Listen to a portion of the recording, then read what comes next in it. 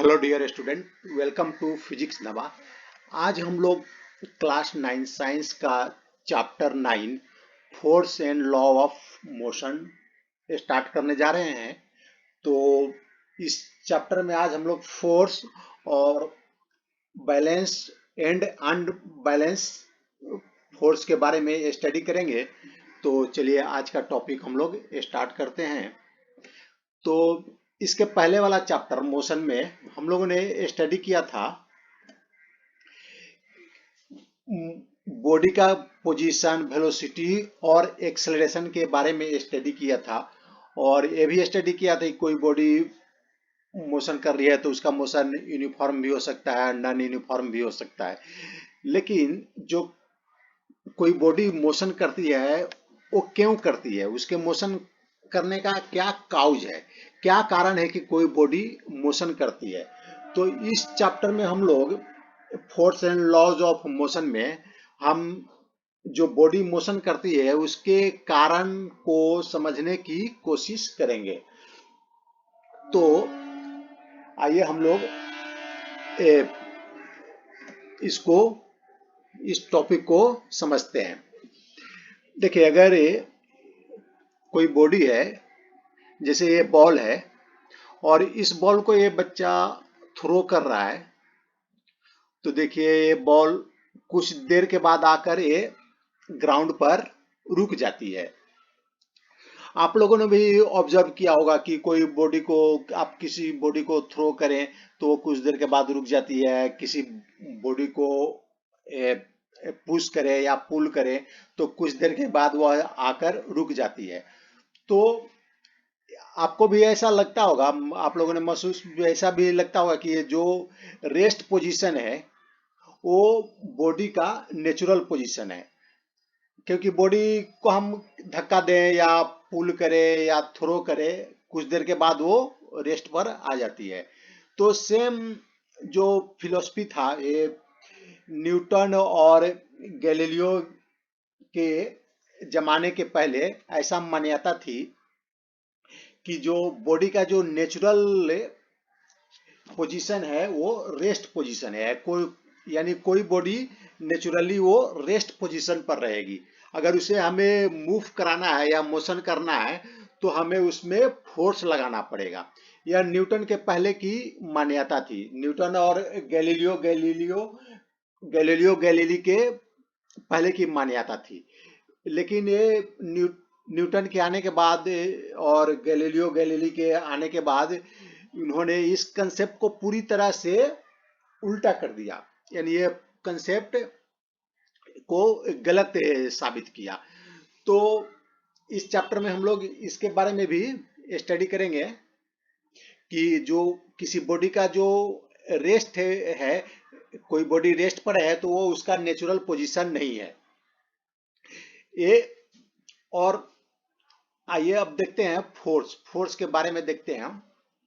तो फोर्स क्या होती है, जैसे ये बच्चा एक ट्रॉली को अगर ये पुश कर रहा है तो पुश करके ये आगे की ओर ले जा रहा है, तो यह बच्चा इस पर फोर्स लगा रहा है।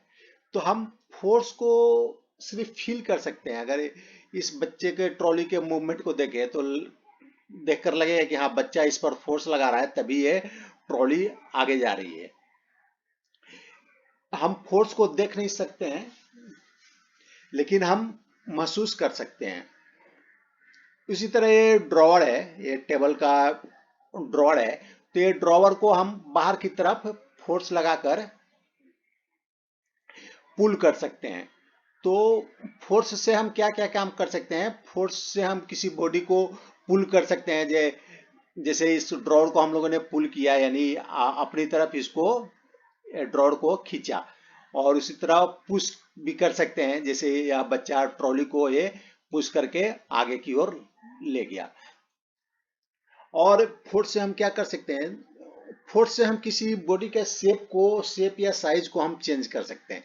जैसे ये बॉल है और ये बॉल को हम हाथ से दबाएंगे तो देखिए इसका शेप चेंज हो जाएगा।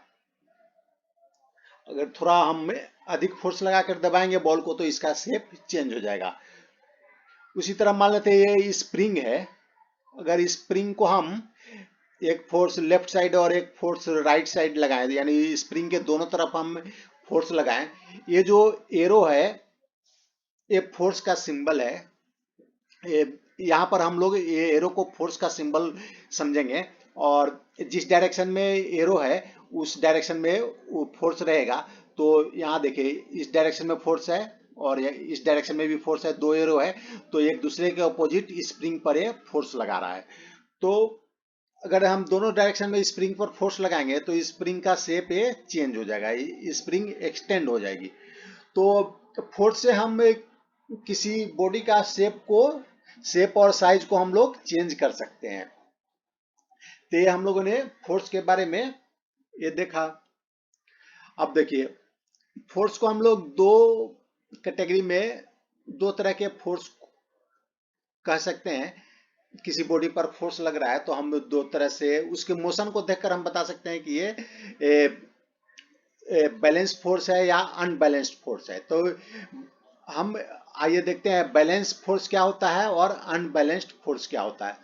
एक मान लेते हैं कि टेबल है, इस पर एक ब्लॉक रखा हुआ है और ब्लॉक पर हम यदि राइट साइड में एक फोर्स लगाते हैं, देखिए ये जो एरो है ये फोर्स का, यहाँ पर हम फोर्स का सिंबल कंसीडर करेंगे, और जो एरो का जो डायरेक्शन रहेगा उस डायरेक्शन में फोर्स लगेगा। फोर्स एक वेक्टर क्वांटिटी होता है, तो जिस डायरेक्शन में एरो रहेगा उस डायरेक्शन में फोर्स लगेगा। तो इस केस में देखिए अगर हम लेफ्ट साइड में फोर्स लगाते हैं तो ये ब्लॉक लेफ्ट साइड में मूव कर रही है, सॉरी राइट साइड में फोर्स लगाते हैं तो ये राइट साइड में ब्लॉक मूव कर रही है। देखिए राइट साइड में ब्लॉक मूव कर रही है। उसी तरह हम अगर लेफ्ट साइड में फोर्स लगाते हैं तो ये ब्लॉक लेफ्ट साइड में मूव कर रही है। अगर मान लें हम इस ब्लॉक को दोनों तरफ फोर्स लगाते हैं, दोनों फोर्स का जो वैल्यू है वो 5 न्यूटन है। न्यूटन फोर्स का यूनिट होता है, तो इसका भी 5 मैग्नीट्यूड 5 न्यूटन है और इसका भी मैग्नीट्यूड 5 न्यूटन है। लेफ्ट वाले फोर्स का भी 5 न्यूटन मैग्नीट्यूड है और राइट वाले फोर्स का भी 5 न्यूटन मैग्नीट्यूड है, और दोनों एक दूसरे के ऑपोजिट है। तो यहाँ पर हम लेफ्ट और राइट दोनों डायरेक्शन में फोर्स लगा रहे हैं, तो यहाँ देख रहे हैं कि ये ब्लॉक मूव नहीं कर रहा है। तो इस फोर्स को हम बोलेंगे बैलेंस्ड फोर्स, क्योंकि दोनों फोर्स मिलकर बैलेंस कर रही है, एक दूसरे को बैलेंस कर रहा है। अगर इधर राइट साइड में 5 न्यूटन है तो लेफ्ट साइड में भी 5 न्यूटन है, और वेक्टर एडिशन करेंगे दोनों का तो ये जीरो हो जाएगा, इस पर नेट फोर्स जीरो हो जाएगा। तो इसको हम लोग बैलेंस फोर्स कहेंगे। अच्छा इसी तरह मान लेते हैं कि अभी हम लोग लेफ्ट साइड में इस ब्लॉक पर लेफ्ट साइड में 5 न्यूटन का फोर्स लगाते हैं और राइट साइड में 7 न्यूटन का फोर्स लगाते हैं। तो क्या होगा, ब्लॉक की साइड मूव करेगी। अब जिस साइड में फोर्स अधिक होगा उस साइड मूव करेगी। तो यहाँ पर देखिए फोर्स 7 न्यूटन राइट साइड में है तो ब्लॉक राइट साइड में मूव करेगी। ये देखिए राइट साइड में ब्लॉक मूव कर रही है क्योंकि यहाँ पर राइट साइड में फोर्स अधिक है। तो यहाँ पर देखिए दोनों साइड में फोर्स लग रहा है, लेफ्ट साइड में भी फोर्स लग रहा है और राइट साइड में भी फोर्स लग रहा है, लेकिन ये ब्लॉक राइट साइड में मूव कर रही है क्योंकि राइट साइड में ये फोर्स अधिक है। तो यहाँ पर जो फोर्स है वो अनबैलेंस्ड फोर्स है। यहाँ पर जो फोर्स है इसको कहेंगे अनबैलेंस्ड फोर्स।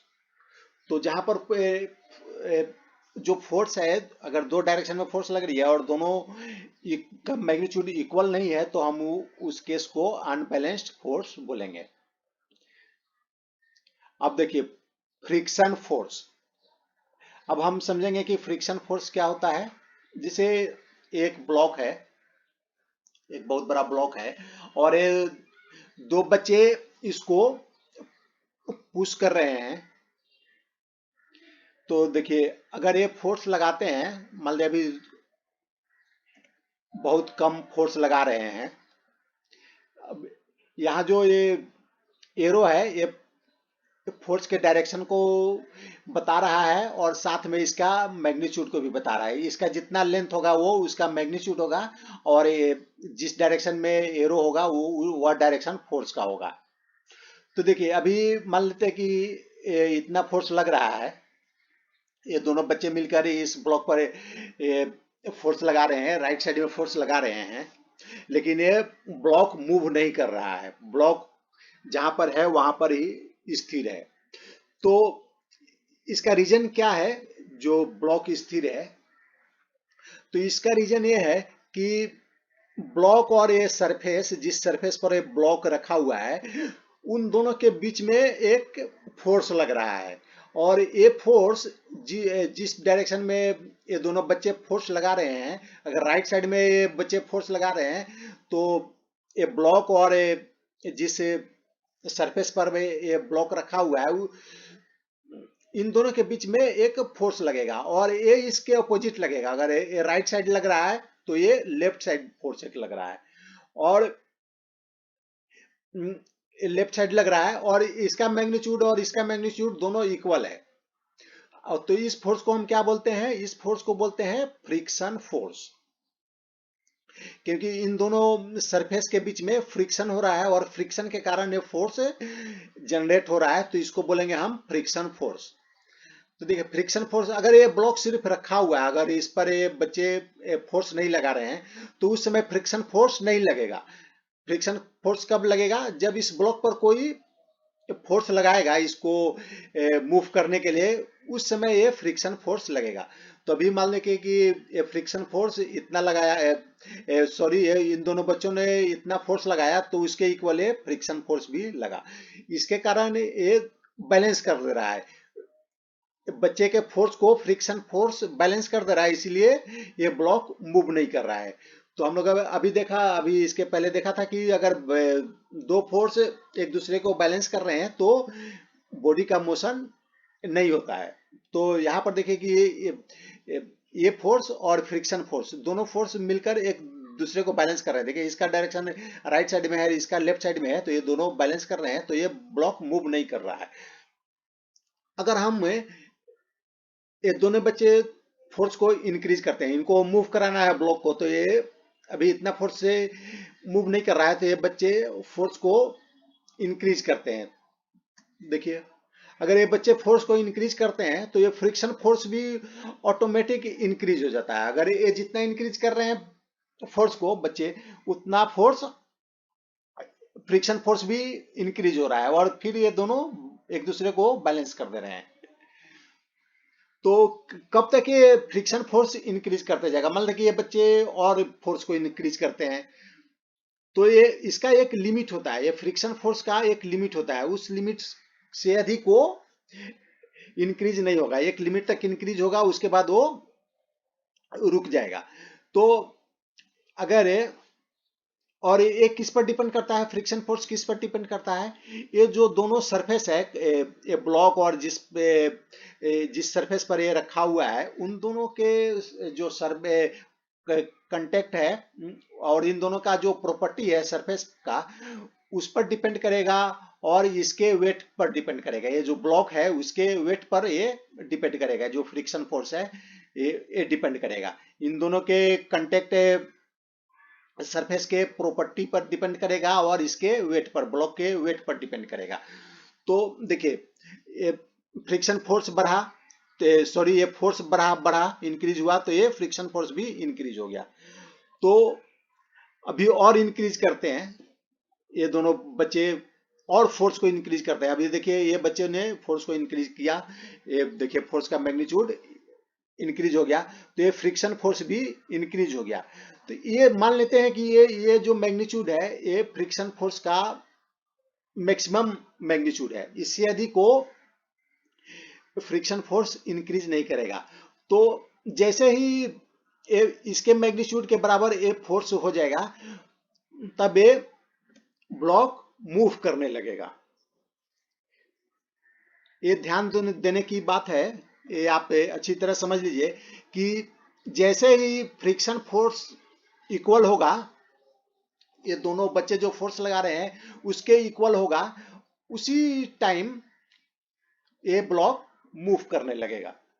तो देखिए ये दोनों फोर्स जब इक्वल हो गए तो ये ब्लॉक मूव करने लगेगा और ये यूनिफॉर्म यूनिफॉर्म वेलोसिटी से मूव करेगा।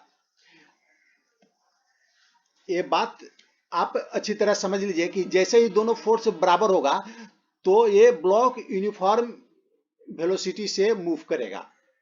और मान देखिए कि और फोर्स, इन बच्चों ने और फोर्स लगाया, तब क्या करेगा, ब्लॉक का वेलोसिटी चेंज हो जाएगा, यानी उसका स्पीड चेंज हो जाएगा, या डायरेक्शन चेंज करना है तो डायरेक्शन चेंज हो जाएगा, यानी उसका वेलोसिटी चेंज हो जाएगा। अगर फ्रिक्शन फोर्स से अधिक फोर्स लगाने पर, फ्रिक्शन फोर्स का जो लिमिटिंग वैल्यू है उससे अधिक फोर्स लगाने पर ब्लॉक का वेलोसिटी चेंज हो जाएगा। तो देखिए अभी ये ब्लॉक बहुत स्पीड से जाने लगा, इसका स्पीड इंक्रीज कर गया। अगर ये जो फोर्स बच्चों ने लगाया ये फ्रिक्शन फोर्स से, फ्रिक्शन फोर्स का जो मैक्सिमम वैल्यू है उससे अधिक हो गया तो ये ब्लॉक अधिक तेजी से जाने लगा। तो हमें यहाँ पर हम लोगों ने दो कंसेप्ट अच्छी तरह समझ लें कि कोई बॉडी कब मूव करती है, अगर हम उस पर फोर्स लगा रहे हैं तो जो बैलेंसिंग फोर्स है उसको जैसे ही हम इंक्रीज करेंगे, जैसे यहाँ पर फ्रिक्शन फोर्स था, इसको बैलेंस कर रहा था इन दोनों के बच्चों के फोर्स को, उसके इक्वल जैसे ही फोर्स हुआ बच्चे का फोर्स तो वो बॉडी मूव करने लगेगी। और उससे उस फोर्स से अगर हम और फोर्स इंक्रीज करेंगे तो उसका वेलोसिटी चेंज हो जाएगा। तो देखिए an object moves with a uniform velocity when the forces pushing force and frictional force acting on the object are balanced and there is no net external force on it। अगर uniform जब velocity से move कर रहा है, जो जब उसका equal हो गया, बैलेंसिंग फोर्स बैलेंस हो गया दोनों का फोर्स, तो उस पर एक्सटर्नल फोर्स नहीं लग रहा है, नेट एक्सटर्नल फोर्स नहीं लग रहा है, क्योंकि दोनों फोर्स बराबर हो गया। तो उस समय क्या हो गया, नेट जो एक्सटर्नल फोर्स है वो नहीं है, नेट एक्सटर्नल फोर्स क्या है, जीरो हो जाएगा, क्योंकि राइट साइड डायरेक्शन में जितना बच्चों ने फोर्स लगाया फ्रिक्शनल फोर्स ने उसके अपोजिट डायरेक्शन में बैलेंस करके नेट फोर्स को, नेट एक्सटर्नल फोर्स को जीरो कर दिया। तो ये देखिए अगर हम साइकिल, आप लोगों ने साइकिल भी चलाया होगा तो आपको देखते हैं कि आप जब पैडल करना छोड़ देते हैं, आप साइकिल चला रहे हैं पैडल मारना छोड़ दिए तो कुछ देर के बाद वो साइकिल रुक जाती है। क्यों रुक जाती है, क्योंकि वो फ्रिक्शन फोर्स उसके अपोजिट डायरेक्शन में लग रहा है और उसको बैलेंस करने के लिए फॉरवर्ड डायरेक्शन में कोई फोर्स नहीं है। जब हम पैडल को बंद कर देते हैं मारना तो इसके फॉरवर्ड डायरेक्शन में कोई फोर्स नहीं लग रही है, और जो साइकिल मूव कर रही थी वो इसके अपोजिट डायरेक्शन में फ्रिक्शन फोर्स लग रहा है, तो जिसके कारण ये कुछ देर के बाद वो साइकिल रुक जाती है। अगर हम पैडल मारते गए तो वो क्या होता है, फ्रिक्शन फोर्स को बैलेंस कर लेता है। अगर हम पैडल मारते जा रहे हैं तो फ्रिक्शन फोर्स को बैलेंस करते जाएगा और साइकिल वो आगे बढ़ते जाएगी, साइकिल नहीं रुकेगी। अगर उसी तरह जैसे हम लोगों ने पिछले एग्जांपल में देखा, अगर पैडल को मारना हम और अधिक कर दें, यानी फोर्स साइकिल पर अधिक फोर्स लगाना चालू कर दें, जो फ्रिक्शन फोर्स है साइकिल और रोड के बीच के जो फ्रिक्शन फोर्स है उसे अधिक होगा, तो हमारा वेलोसिटी, जो साइकिल चला रहा है उसका वेलोसिटी क्या होगा, इंक्रीज कर जाएगा। अगर उसके इक्वल ही फोर्स लगाएगा, जो साइकिल और रोड के बीच में फ्रिक्शन फोर्स है उसके अगर इक्वल फोर्स लगा रहा है पैडल चलाकर, तो साइकिल का वेलोसिटी यूनिफॉर्म रहेगा। It thus appears that an object maintains its motion under the continuous application of an unbalanced force। तो आपको साइकिल का जो मोशन है वो देखकर लग रहा होगा कि कोई बच्चा साइकिल चला रहा है, तो उसको मोशन को मेंटेन करने के लिए एक अनबैलेंस्ड फोर्स लगाने की जरूरत होती है। ये अनबैलेंस्ड, यहाँ देखिए अनबैलेंस्ड फोर्स लगाने की जरूरत होती है, लेकिन ये क्या है, ये कंसेप्ट गलत है। उसको अनबैलेंस्ड फोर्स कब लगाना पड़ेगा, जब उसका वेलोसिटी इंक्रीज करना है, तब अनबैलेंस्ड फोर्स लगाने की जरूरत पड़ेगी। अगर उसको वेलोसिटी सेम रखना है, जिस वेलोसिटी से वो जा रहा है, अगर उसी वेलोसिटी को मेंटेन करना है, तो उसे एक बैलेंस फोर्स लगाने की जरूरत पड़ेगी। जितना फ्रिक्शन फोर्स है उतना ही फोर्स वो पैडल से साइकिल को देगा, तो वो यूनिफॉर्म वेलोसिटी से मोशन करेगा। अगर अनबैलेंस्ड फोर्स लगाएगा तो वो उसका साइकिल का स्पीड इंक्रीज कर जाएगा। तो ये इनकरेक्ट है। ये जो कंसेप्ट है, जो देखने पर हमें लग रहा है कि साइकिल जो चला रहा है तो उसको एक साइकिल के मोशन के लिए एक अनबैलेंस्ड फोर्स की जरूरत है, ये कंसेप्ट पूरी तरह गलत है। हमें यूनिफॉर्म, ये ध्यान में रखें कि यूनिफॉर्म वेलोसिटी के लिए बैलेंस फोर्स चाहिए जो फ्रिक्शनल फोर्स के इक्वल हो, और हम अनबैलेंस फोर्स लगाएंगे तो साइकिल का वेलोसिटी इंक्रीज कर जाएगा। तो आज का हमारा ये टॉपिक समाप्त हो गया। फिर नेक्स्ट टॉपिक में मिलते हैं। Thanks for watching. आपको यह वीडियो पसंद आया तो इसे लाइक करें, शेयर करें और सब्सक्राइब करें।